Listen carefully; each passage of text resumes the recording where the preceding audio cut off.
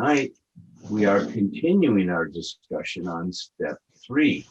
We had began a discussion last week, and all of those previous evenings, I think we've had 5 recordings up to this point, are now on YouTube. And Patrick, if you would please put in the chat the link so that people can go to YouTube. And if you don't get the link, you just type in my name and say 12 steps and emotional sobriety, or my name and Mary's name, or my name and Tom, and it will get you to those YouTube videos.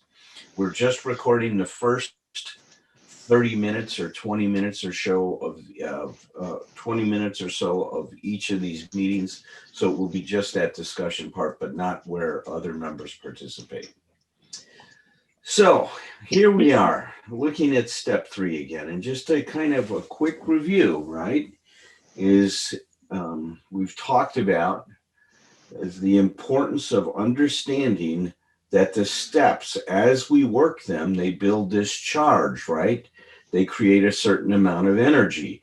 And when we work step 1 by looking at how our emotional dependency has made our lives unmanageable, because what we try to do is manage other people to manage our life, and that doesn't work. We say if you try to find happiness by regulating other people, you will never find happiness. That is not the path. So what we realize is that this emotional dependency that we have has made our lives unmanageable.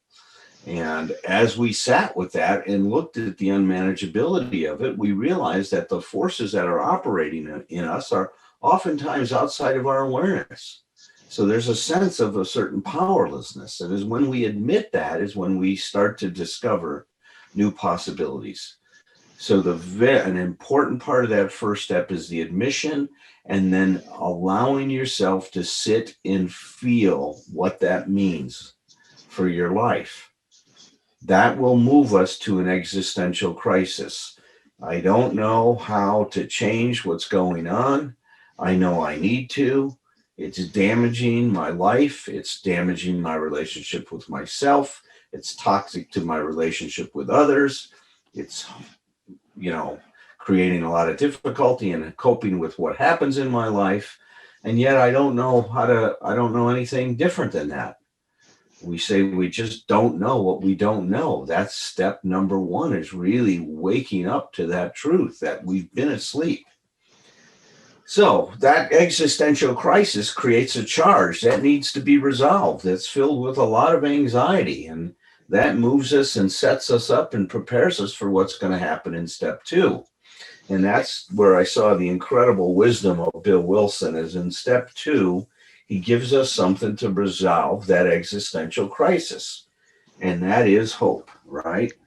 So now the resolution of the existential crisis in step 1 is hope. Now in step 2, we came to believe that we could be restored to sanity, that a power greater than ourselves could restore us to sanity. So now we have hope.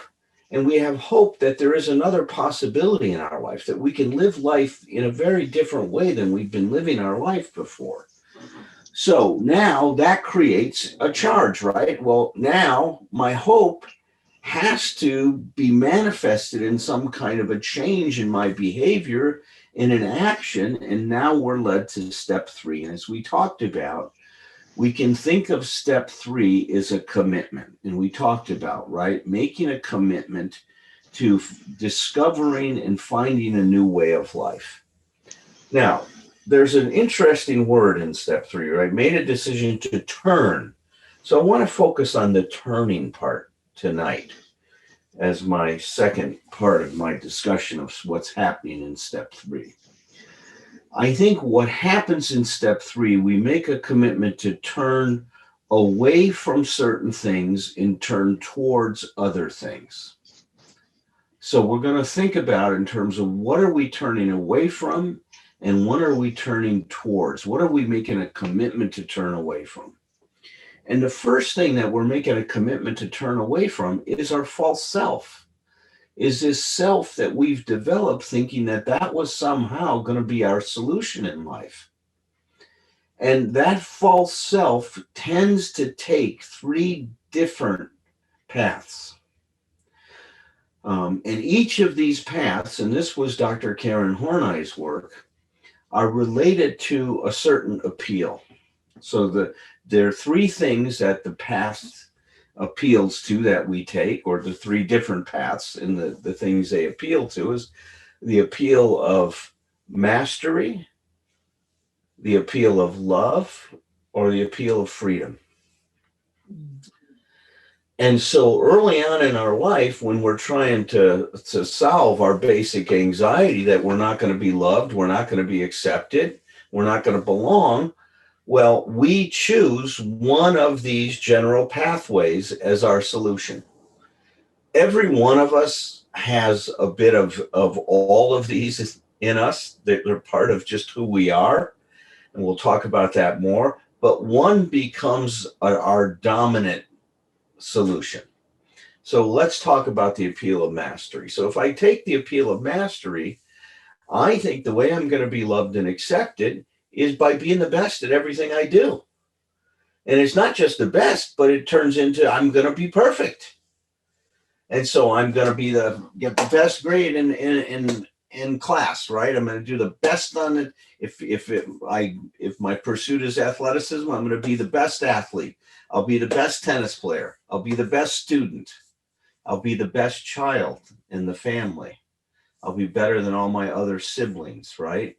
I am going to be best. And if I'm best, then I'm going to ensure my love. I'm going to ensure that I'm going to be accepted. And I'm going to ensure that I belong in the world. Now, and the second path is this appeal of love. If someone just loves me, I'll be okay. So this path is about totally erasing yourself, because to be loved when you're pursuing this appeal of freedom means that you have to meet every need that your partner has in order for them to love you. And Dr. Karen Horney called it the self-effacing solution, because you're throwing yourself away, you're erasing yourself and saying, I'll be whatever you want me to be. I'll be your genie in the bottle, baby. Just rub me. Just love me. I'll do whatever you want me to do. So there's a total abdication of your own personal needs, and there's a total focus on the other person's needs. Now, you can see as we go through these things, the appeal of mastery, well, certain parts of you, we're going to call them essential parts to achieving that particular appeal, are going to be emphasized in your person. So the appeal of mastery is your intelligence, right? You're going to really rely on your intelligence, or if you're an athlete, your physical skills. That's what's going to be pushed forward. Your confidence. I'm the best at what I do. What's going to happen to the part of you that's doubting? You're going to reject it, right? If you're pursuing the appeal of mastery, any self-doubt, you're going to hate yourself for that. You can't have any doubt, not if you're going to be the best.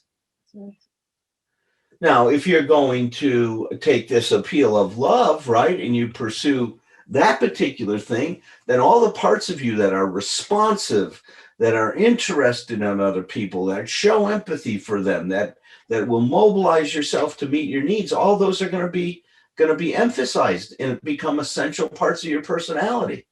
The parts of you that are going to want to speak up for yourself and be assertive and express your own needs, what are you going to feel about that?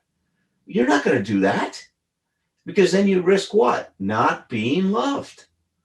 Okay.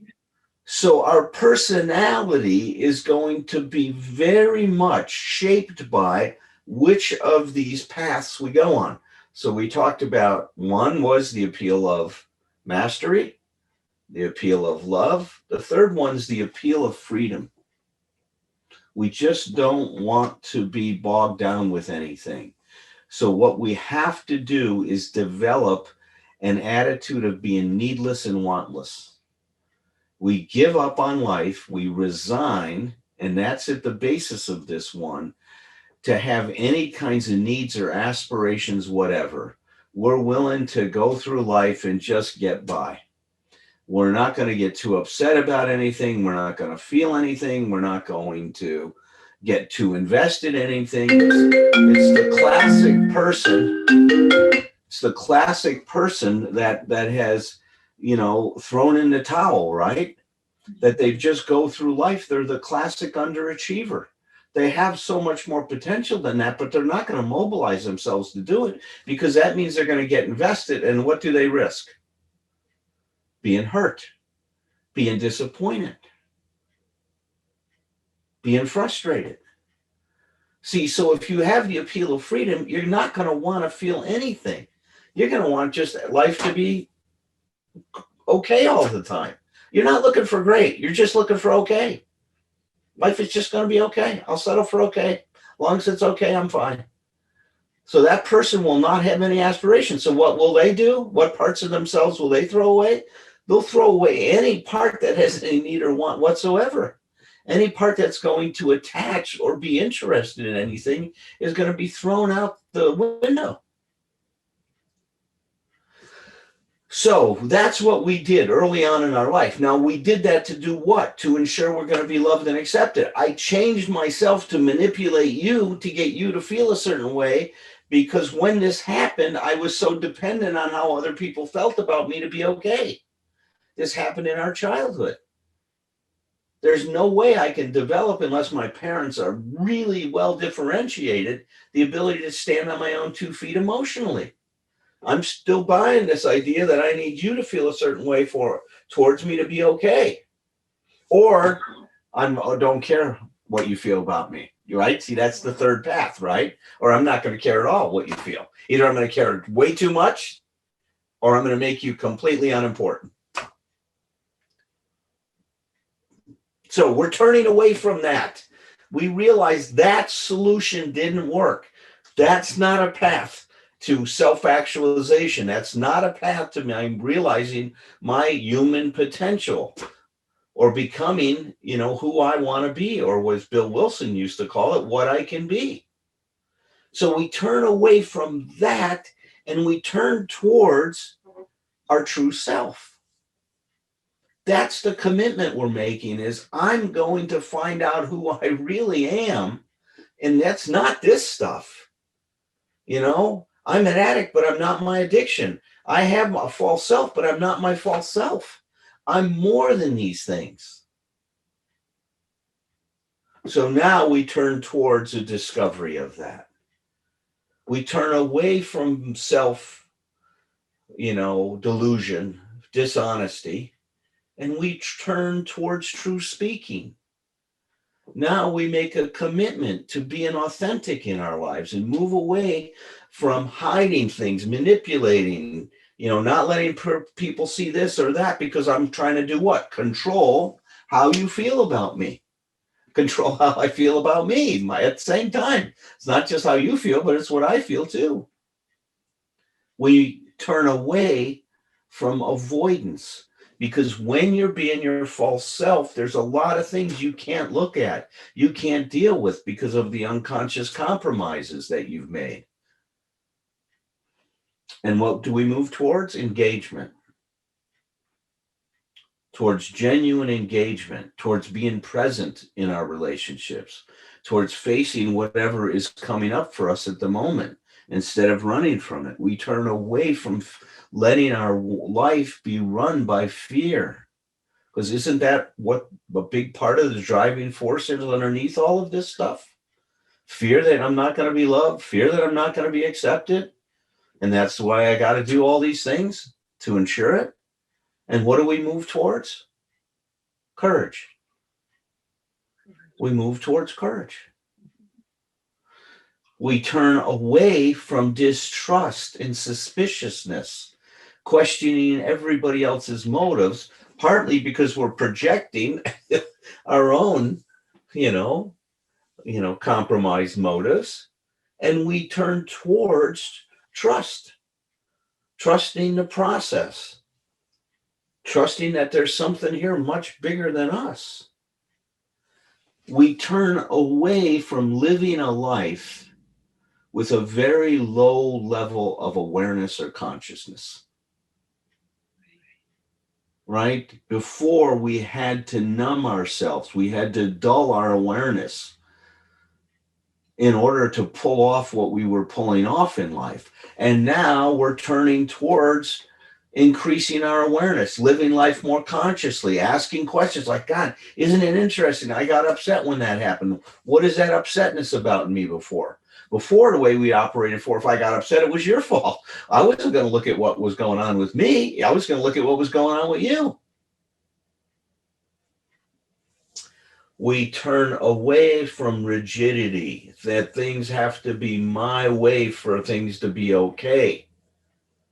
And we turn towards more of a flexibility, that things don't have to be a certain way for them to be okay. I have to be a certain way, and I can let go of my rules. And that's the other thing. We turn away from these unenforceable rules that our emotional dependency takes. We're going to call those toxic rules, to a set of rules that are going to enhance and enrich our lives. Things like, you can say whatever you want, whenever you want it, and I'll not like it whenever I want. Rules that open things up, not shut things down. We're not talking about COVID now, though, so understand that. We got to shut things down for a good reason right now. But we're talking about these rules about that govern our lives, rules that help you become who you can be, and that create room enough for someone else. Our unenforceable rules were so darn controlling and limiting that things had to be a certain way for us to be okay. So this is quite a process that's taking place, isn't it? In step 3, in terms of what we're doing and what we're now turning towards and what we want to create in our life. And like I said before, it takes a commitment to go to any length to start working on this stuff. And it takes a commitment. And the last thing I'd say, we turn away from perfection and we turn towards progress. We strive for spiritual progress, not spiritual perfection. Because these things this is a huge undertaking that we're about to go on. So that's, I think, an important part of this step 3 is what we're turning away from and what we're turning towards. So now I will turn this over to Mary and be anticipating her wonderful comments. It's all yours, Mary. All right. Thanks, Alan. And knowing that if you're disappointed, that's about you then, or not about me. I love what you said about the mastery and the love and the freedom, and how it relates to step 3, and the whole, again, building energy. And the last time we spoke about step 3, I talked about the sonata form, and I just want to correct one thing. It's exposition, not initiation. Exposition, development of the sonata form, and then recapitulation. And I use that as the first 3 steps are the exposition, then the development are the next 4 through 9, and then the recapitulation 10 through 12. And I just jotted a few notes about step 3, but when you talked about the attention, what came to my mind, because I do a lot of work with body, mind work with people, and that is that when we're paying attention not only to what's going on in our mind and how open our heart might be, but also paying attention to our body. And when you said that, I thought about even just a very simple thing tonight where there was some technical difficulties, and that, I know that when I was coming in, getting in, I think it was like 10 minutes before, and it wouldn't go in. And so I started to notice what my process was, what my internal thing, made a decision, turned my will and my life over to the care of whoever, God, whoever, my thoughts and my actions, and not to take it personally, first of all, not to go to, oh, well, I'm being left out of this meeting, thinking it's just me. And that whole thing, when we read about our immaturity in the beginning of our recovery from whatever craving, addiction, and I'm a recovering alcoholic, that those things are developmental for us in the program. We have to grow up. We have to grow up in front of other people. And I like what Ernie Larson says about really recovery through the 12 steps, is that it's love that seeks the spiritual good of others, or love that is seeking, is it love that is seeking the spiritual good of others? Are we seeking the spiritual good of others? Or are we seeking superiority over others? And that kind of landed on me. And I thought, that's really what the first 3 steps are about.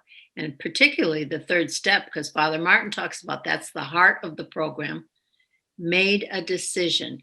And even though the process is slow, we're making a decision. It doesn't mean that we are following through with action right away. Made a decision to turn our will, our thoughts and our actions, our will in our life turning it over. When you talked about turning it over.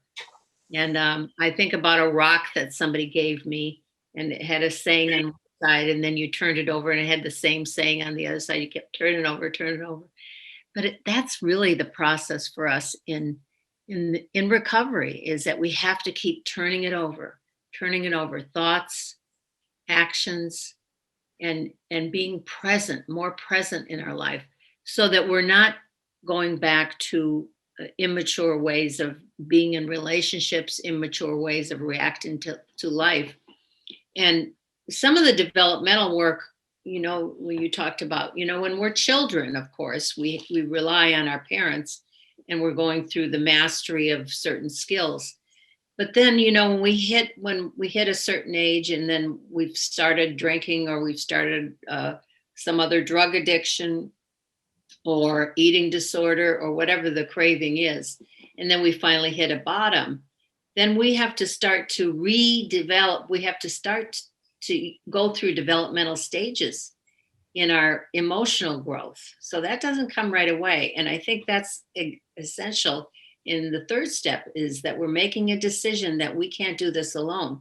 So our higher power, whether that's a mystical higher power, a God of our understanding, something bigger than ourselves.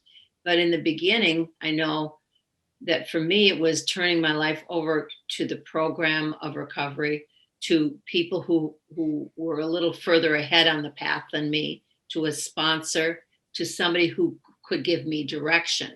And it's almost like when we're teaching children, here are the directions for how you do this.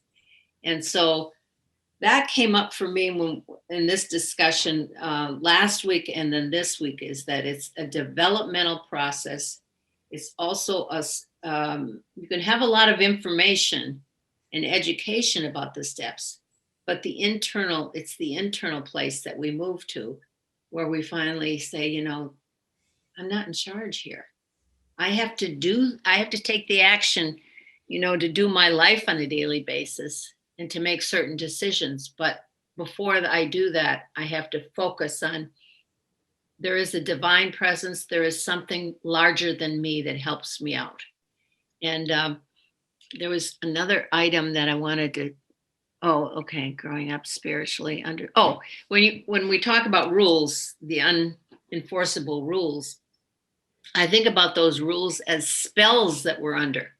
We're under the spell of, I should do this way, or when someone acts this way, then my response should be that. And that's certainly comes from what you call the false self, what I call the immature self, what I call the unaware self. And the more aware we become, the more present we become, we notice those things. I notice them for myself, of course, and also in the development of, when we're working with other people, when there's groups of people together, if the more present at least one person is, the more they're able to see, oh yeah, okay, I need to grow in this way.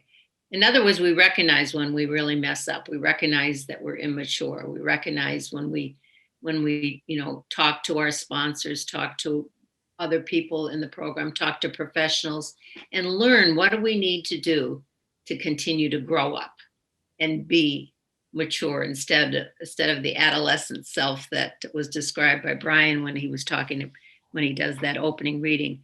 And can we accept, I think the third step also is, can we accept that we will be radically accepted just as we are? Just as we are. And what a concept that is, to come into a 12-step meeting, to come into going to a counselor, to going to a group setting, to come in and be totally accepted just as we are, our true self. No false self coming in saying, saying if we're a mess, saying we're a mess. All the things that people are afraid to declare.